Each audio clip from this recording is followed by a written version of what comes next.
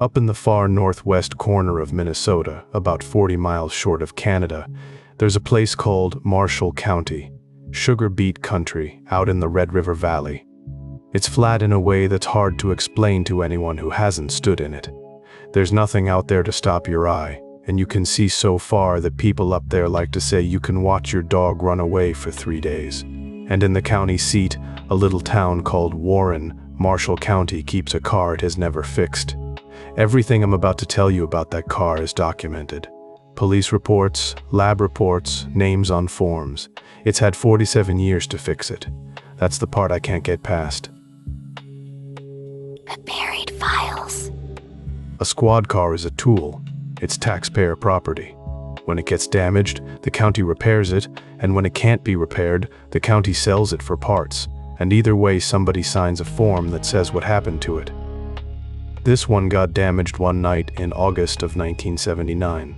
In all the years since, nobody has fixed it, and nobody has ever signed that form. Here's the night it stopped being a car. Marshall County had around 13,000 people in 1979, spread across gravel section roads and little towns built around grain elevators. The towns were stitched together by long, straight, 2-lane highways, the kind where a night shift deputy could drive a full hour and never meet another set of headlights. The deputy on duty in the early hours of August 27th was a man named Val Johnson. He was married, a family man. He was a working cop. And out there, the work was cattle on the road, drunks after last call, stolen farm equipment.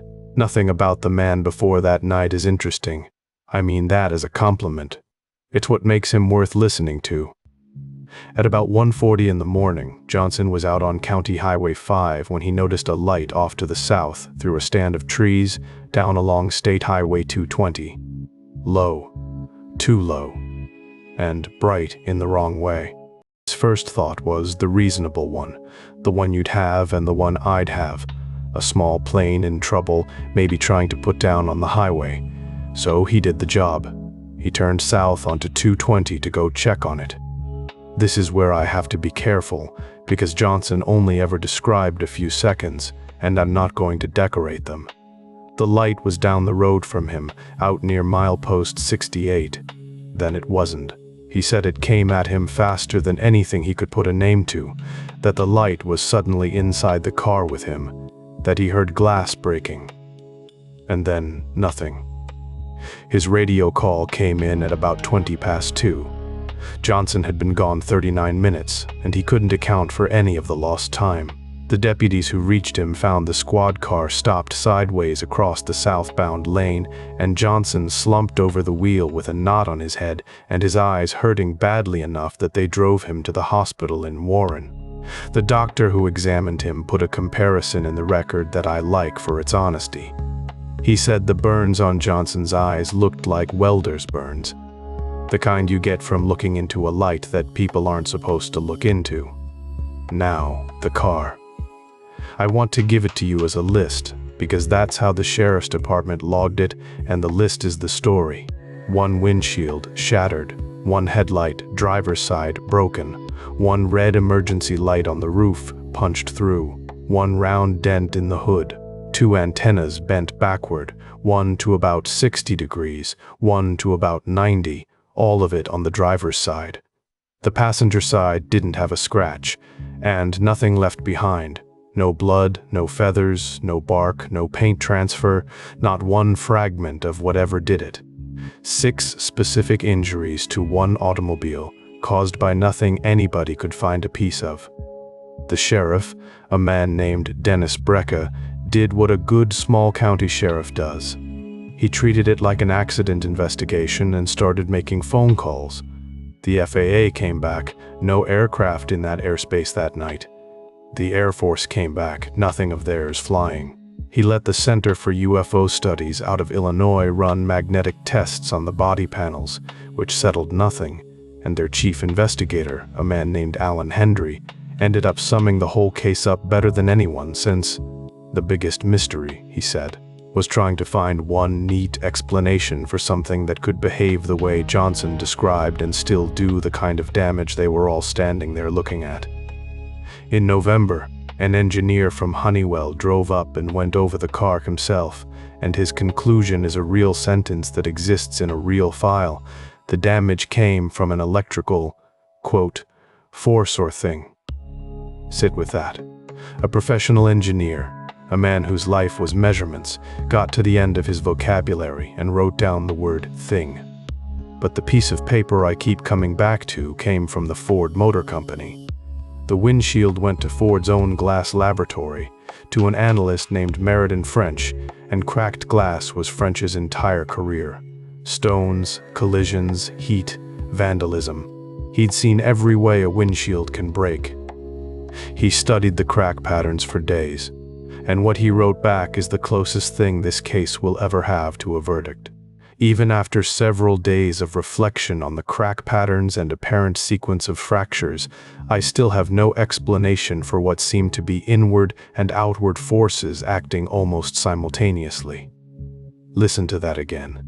Inward and outward, at the same time, from the man whose job was knowing better, whose final phrase for it was, quote, mechanical forces of unknown origin. Now, I know what some of you are thinking, because I thought it too. One man, alone, 2 in the morning, no witnesses for 20 miles. Every item on that damage list is something a man with a ball-peen hammer could do to his own squad car in 10 minutes, and a skeptic named Philip Klass said exactly that at the time. Hoax, self-inflicted, case closed. If that's where you land, I can't evict you from it. And you should know the detail that feeds it. Johnson refused to take a polygraph. His reason, passed along by a researcher who knew him, was that it would only, quote, satisfy people's morbid curiosity. You can read that refusal 2 different ways. I'm going to leave it uncut, because both readings are honest. But before you file this one under hoax, there are 2 clocks you have to deal with. When they checked Johnson over that night, his wristwatch was running 14 minutes slow, not stopped. Slow.